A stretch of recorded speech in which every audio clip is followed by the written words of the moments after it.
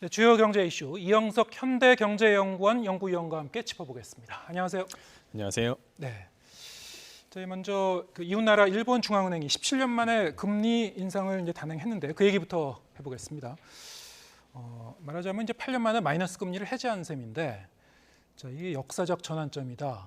일본의 금융 환경이 대전환이다. 이런 평가까지 나오고 있습니다. 어떻게 보셨습니까? 예, 말씀해주신 대로 17년 만에 금리 인상을 한 것이기 때문에 분명히 역사적인 사건임에는 분명합니다. 기존에는 이제 마이너스 0.1에서 0%의 기준 금리를 이제 0에서 0.1%로 올렸죠.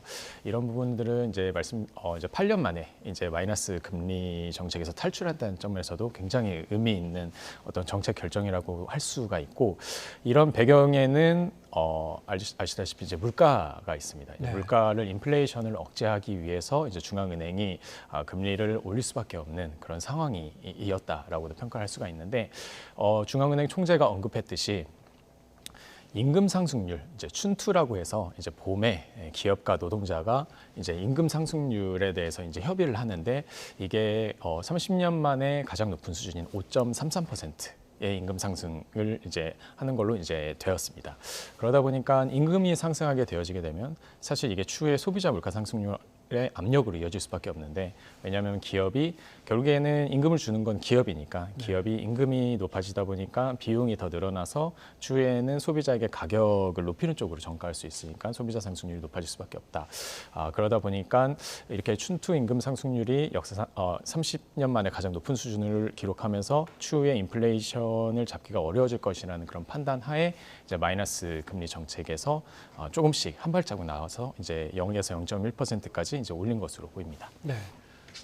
결국에는 그동안 소비나 투자나 이 내수가 너무나 침체했었던 그런 상황에서는 이제 벗어나는 국면이다, 이런 자신감이 어느 정도 붙었기 때문에 이런 단계까지 가는 거 아닌가 싶은데, 그동안 우리가 잃어버린 30년 이런 얘기를 많이 하지 않았습니까?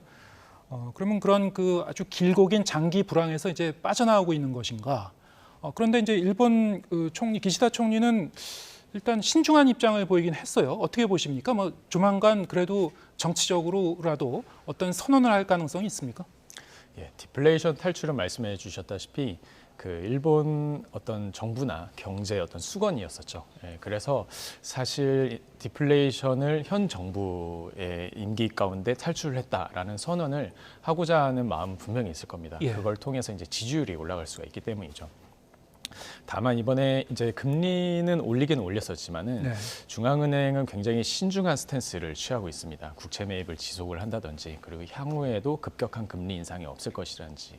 일단 정책 당국의 입장은 이게 17년 만에 금리 인상이고, 그리고 마이너스 금리에서도 이제 8년 만에 이제 탈출한 거다 보니까 금융 시장이라든지 실물 경제라든지 어떤 영향을 미칠지에 대해서는 아직은 예측하기 어려운 그런 상황이거든요. 예. 그렇기 때문에 아직까지는 그런 부분들을 천천히 보면서 결정을 할 가능성이 높고요.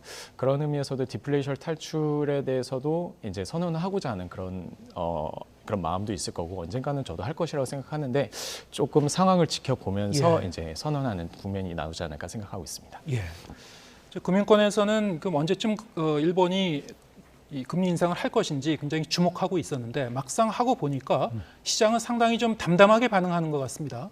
왜 그럴까요? 예, 첫 번째로는 예상을 했기 때문입니다. 네. 이제 춘투 임금이 5% 이상 이렇게 타결됐다는 것을 이제 시장이 보고 나서 이번에는 기준 금리를 인상을 하겠다, 그런 것들을 이제 확신을 했었고요. 그리고 사실 이게 작년부터 이제 시장의 경우에는 좀 대비를 했었던 것 같습니다. 예. 그래서 예측 가능한 어떤 정책 결정이었었기 때문에 첫 번째로는 생각보다 이게 엔저도 지금 지속되고 있지 않습니까? 예.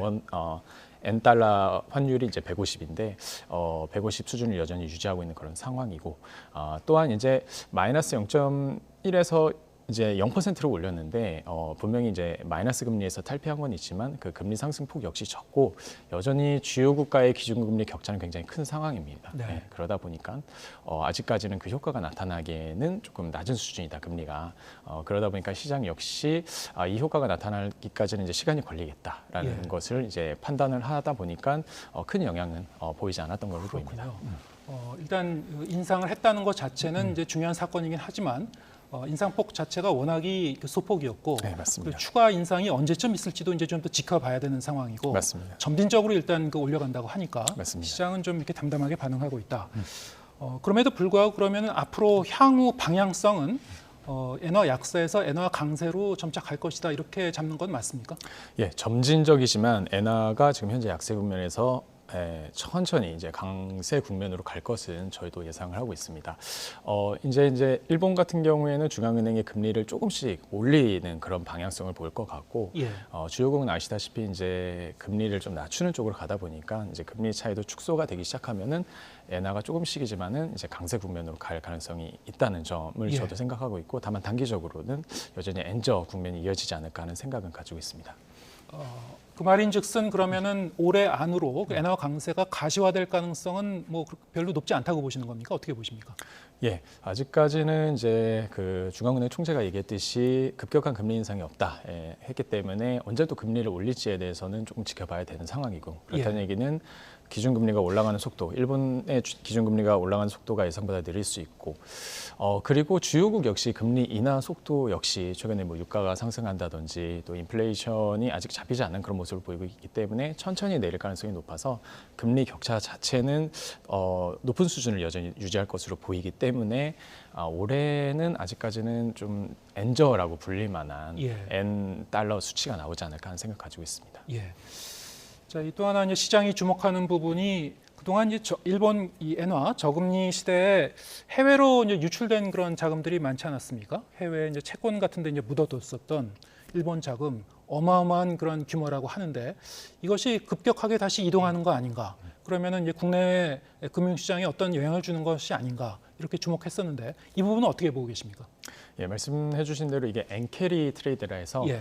그 일본은 저금리니까 저금리의 돈을 빌려서 이제 다른 나라에 이제 투자를 하게 되는 엔캐리 트레이드가 계속해서 활발하게 이루어지고 있었죠. 근데 일본이 이제 금리를 높이는 쪽으로 가다 보면은 엔캐리 트레이드가 청산이 발생하게 되면서 이제 자금이 다시금 급격하게 이동하고 특히 이제 일본으로 다시 들어가게 되는 그런 형국이 나타나지 않을까에 대해서도 현재 우려되는 상황이 있었었는데 말씀드린 대로 이제 통화 정책의 어떤 전환은 하는 그런 신호 그리고 첫걸음 뗐지만 그 속도 자체가 느릴 것으로 보이고 그리고 그 주요 국가의 어떤 기준금리 격차 역시 높은 수준이기 때문에 아직까지 급격하게 이제 국제적인 어떤 금융시장 간의 자본 이동이 다시금 이렇게 활발하게 그러니까 급격하게 이제 변동성이 확대되면서 이동하는 그런 국면은 나타나지 않을 가능성은 단기적으로 보이고 천천히 이제 조금씩 더 이제 엔캐리 트레이드 청산 규모가 커지기 시작하면서 일본에 자금이 들어가게 되는 그런 형국은 나타나지 않을까 예상하고 있습니다. 예. 어떻게 보면은 우리나라 입장에서 보면은 좀 묘한 그런 기분이 들 수도 있는데요. 왜냐하면은 일본이 이렇게 수십 년간에 걸친 장기 불황의 터널에서 이제 벗어나오고 있는 그런 국면인 것 같은데 우리나라는 이제 또 이 저성장 국면으로 장기적으로 좀 들어가는 거 아닌가 뭐 이런 얘기가 나오고 있기 때문에 그리고 또 최근에 일본이 여러 가지 뭐 첨단 산업 그리고 공장도 유치하고 여러 가지 이 경제 활성화를 위해서 이런저런 조치를 취하고 있지 않습니까? 그래서 우리가 이제 일본 경제를 주목하게 되고 그렇다면 우리나라 경제는 또 우리가 어떻게 면밀히 대비할 것인가 이런 이제 과제로 떠오르는 것 같습니다. 그렇다면은 그 일본의 이 저성장 국면, 불황 탈출 이것을 우리는 어떻게 받아들일 것인가? 우리가 좀 그 역으로 활용할 부분은 없는지 좀 고민해봐야 될 것 같은데 수출 기업은 좀 유리해지는 측면은 없지 않습니까? 예, 수출 기업 같은 경우에는 결국에는 말씀드린 대로 그 엔화가 점진적으로 강세 기조로 갈 거기 때문에 우리나라 수출 기업의 입장에서는 이제 좀 유리해하는 그런 국면은 분명히 나타나지 않을까 생각하고 있습니다. 그러니까 엔저인 상황에서는 우리나라가 이제 수출을 할 때 있어서 이제 가격 경쟁력이 조금 저하되는 그런 부분들이 있기 때문에 조금씩 타격을 입는 부분은 분명히 있었을 것 같은데 말씀드린 대로 이제 통화 정책 전환이 일어났었고 그리고 조금씩 엔저에서 엔화 강세 쪽으로 가게 되면은 원 엔 환율 역시 이제 강세 기조로 가다 보니까 수출 기업에게는 조금씩 더 유리한 그런 형국은 나타나지 않을까 하는 생각 가지고 있습니다. 다만 그 속도 자체가 단기적으로는 이제 엔저의 그 형국이 발생하고 있기 때문에 뭐 단기적으로 우리나라의 어떤 수출 기업에 유리한 형국이 나타나기에는 좀 어렵지만 뭐 중장기적으로는 나타날 가능성을 보고 있습니다. 어떤 부분이 좀 유리할 것 같습니까? 이제 수출 기업 같은 경우에는 결국에는 이제 가격 경쟁을 하지 않습니까? 예, 그렇기 때문에 가격 경합도가 높은 그런 산업의 어떤 수출을 한다든지 제품을 생산하는 국내 수출 기업의 어떤 가격 경쟁력에 제고의 영향을 미칠 것으로 저는 보고 있습니다. 예.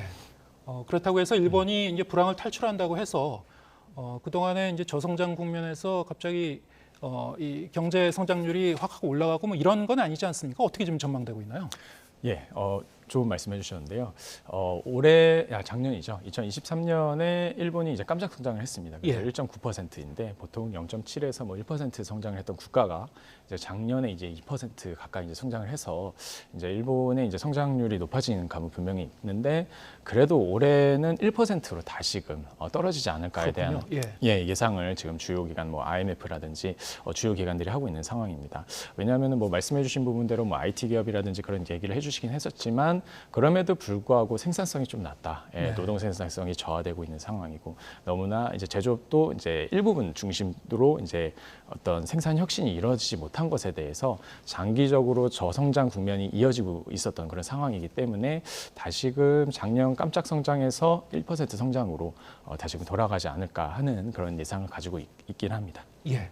아무튼 이제 이웃 나라 경제이기 때문에 우리에게 이제 직간접적으로 영향을 줄 수도 있고 일본의 경제와 이제 사회 현상 자체가 어느 정도 시차를 두고 또 우리가 우리나라에도 비슷한 현상이 벌어지기도 하고요. 우리가 맞습니다. 참고할 부분이 많기 때문에 좀 얘기를 해봤습니다. 자, 이 미국의 중앙은행 연준이 우리 시간으로 내일 새벽이죠. 이 FOMC 공개시장위원회 회의를 마치고 이제 결과를 발표할 텐데 전반적으로는 뭐 최근에 경제 지표도 상당히 좀 강세로 나오는 그런 부분도 있고 맞습니다. 동결을 예상하시는 겁니까? 어떻게 보십니까? 시장에선 99% 내일 새벽에 동결할 것이다라고 지금 전망을 하고 있습니다. 말씀해 주신 대로 경제 지표 역시 강하게 나타나는 측면들도 있고 또 이제 뭐 가장 중요한 원인은 물가가 1월 달에 이제 3.1%였는데 소비자 물가 상승률이 전년 동월 대비 3.1이었는데 2월에는 3.2%로 올랐고 그리고 연준이 주목하는 근원 PCE 그 지수도 한 2.8%, 2% 중후반대이기 때문에 아직까지는 금리 인하를 단행할 정도의 어떤 물가 수준은 아니라고 판단을 시장에서는 하고 있는 것 같습니다. 그래서 저도 뭐 내일은 동결하는 쪽으로 저도 생각을 하고 있습니다. 예. 자, 이제 아무래도 이제 가장 큰 관심은 이제 발표될 전망치, 향후 이제 전망치, 점도표라고 이제 부르죠. 그것에 어떤 수정이 가해질지 그리고 어떤 발언이 나올지 이런 부분인데 지금까지는 뭐 작년 12월 공개된 점도표 기준으로 보면은 올해 한 3차례 정도 금리 인하가 예상된다. 이렇게 지금 나와 있는데 이것이 좀 바뀔 가능성이 있다고요? 네, 어떻게 보십니까? 예, 말씀해 주신 대로 3월, 6월, 9월, 12월에 미 연준의 17명이 되는 위원들이 금리 전망을 합니다. 그래서 이제 가장 최근인 작년 12월 FOMC에서 2024년 12월, 2024년 말에 기준금리가 4.6%를 기록할 것이다라고 이제 점도표에서 전망을 했어요. 근데 현재 5.5%니까 그걸 기준으로 봤었을 때 3번, 뭐 많으면 4번 금리 인하를 단행할 것이다라고 저희들은 예상을 했는데. 근데 이번에 이제 3월 FOMC에서도 이제 점도표 전망을 하지 않습니까? 금리 전망을 하는데 수정이 돼서 예상보다는 금리 인하 폭이나 또 금리 인하 시점이 좀 늦춰질 그런 가능성이 나타나는 어떤 결과가 보일 것으로 저희들도 예상을 하고 있습니다. 왜냐하면은 최근에 이제 가장 발표된 수치 중에 생산자 물가 지수라는 수치가 있어요. 기업의 입장에서 어떤 비용적인 측면의 물가 지수인데 이게 근원 생산자 물가, 그러니까 뭐 석유류라든지 그런 걸 제외한 근원 생산자 물가 지수가 2.8%로 예상치를 상회했습니다. 그럼 시차를 두고 결국에는 물가 상승률에 영향을 미칠 것 같은데 이런 것들을 감안했었을 때는 아직 물가가 덜 잡혔다. 그렇기 때문에 조금 더 긴축을 이렇게 풀기에는 좀 아직 이른 시점이니까.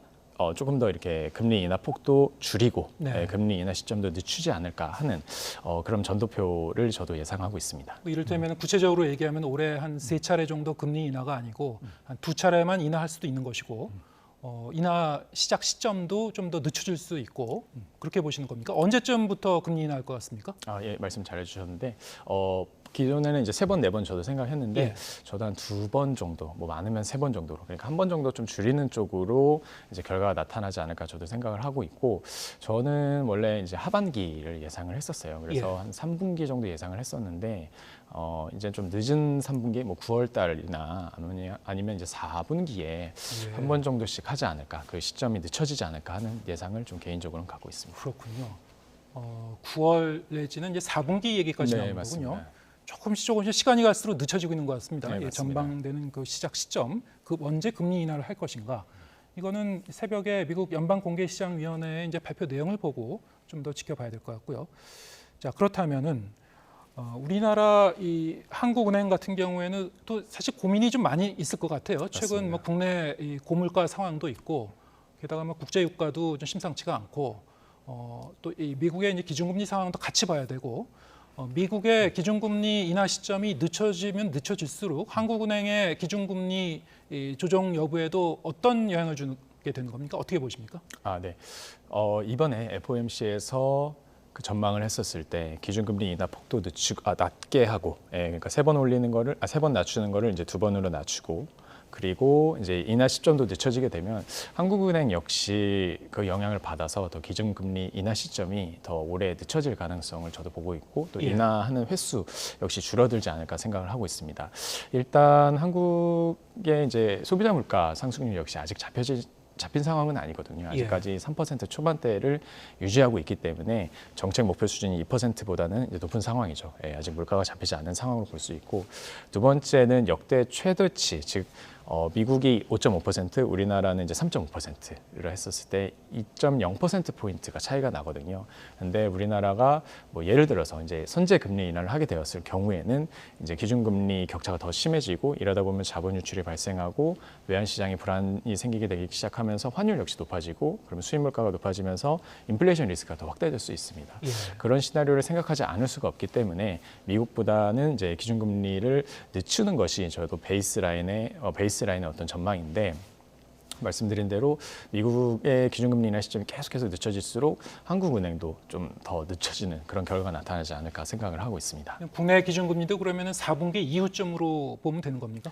뭐 늦은 3분기 아니면 예. 4분기 정도로 저도 생각을 하고 있는 상황입니다. 예, 알겠습니다. 자, 이 물가 상황도 짚어보겠습니다.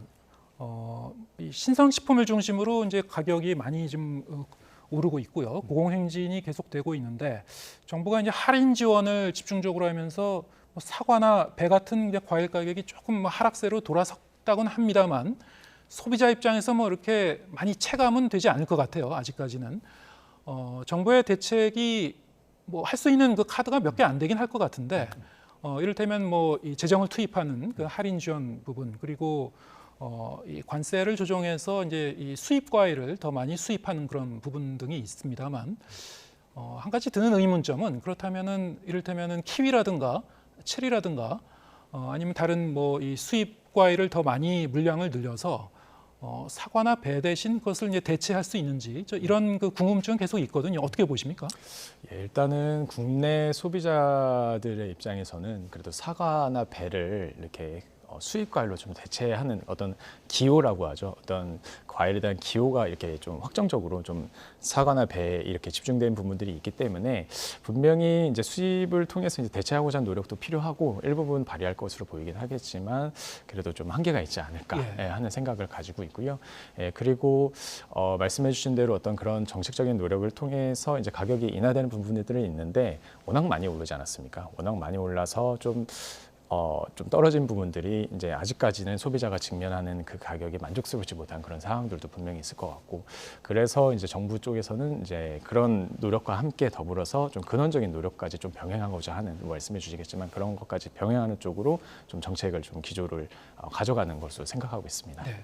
그런 이제 말씀해주신 이를테면 이제 중장기적으로 어떻게 가져갈 것인가, 물가를 좀 더 안정시키기 위해서 일차적으로는 뭐 이 계약 재배의 면적을 좀 더 늘린다든가, 그래서 정부가 이제 따로 비축할 수 있는 물량을 좀 늘린다든가, 이것도 사실 당장은 아니고 맞습니다. 중장기적인 대책이 되겠습니다만, 지금 얘기된 것 중에 하나가 이 과일 가격이 이렇게 급격히 오르는 배경에 뭐 기후 변화라든가 이 재배 환경의 변화도 물론 있겠습니다만, 이 복잡한 유통 구조가 이제 자리하고 있다. 중간에서 여러 가지 그 산지에서 도매상, 소매상까지 오는 그 과정이 굉장히 복잡하기 때문에 중간에서 이제 마진을 챙기는 그런 업자들도 많고 이 부분이 굉장히 많이 작용하는 것이 아닌가 우리가 생각하는 것보다 그 부분은 어떻게 보십니까? 예, 말씀해 주신 대로 그런 부분도 작용하는 것에 대해서 지금 현재 논의되고 있는 그런 상황입니다. 예, 그래서 과일이 많이 오르다 보니까 뭐 가장 원인은 현재는 작황불황. 예, 네. 작년에 기후위기를 작황불황이기 때문에 공급이 굉장히 급감했기 때문에 가격이 오른 측면이 맞고요. 그리고 말씀해 주신 좀 구조적인 측면에서는 복잡한 유통 구조 때문에 마진이 높아지기 시작하는 그런 구조 속에서 가격이 더 올라간 거 아니냐 예. 그런 얘기들도 있기 때문에 정부에서는 이제 그런 중장기적인 좀 대책도 이제 병행을 해야 되는 게 아닌가 하는 것에 대해서 좀 요구가 있는 것이 사실입니다. 예. 자, 또 다른 한편에서 요즘 합성어죠. 그리드플레이션이라는 얘기가 좀 많이 나오고 있는데 탐욕을 뜻하는 영어의 그리드에다가 인플레이션을 합한 그러니까 이 국제 곡물 가격은 떨어지고 있는데 왜 이 식품 가공품 이 제품 가격은 그대로냐? 이게 기업이 너무 과도하게 이윤을 챙기려고 하는 거 아니냐? 뭐 이런 지적인데요. 어떻게 보십니까? 이게 어느 정도 작용하는 겁니까?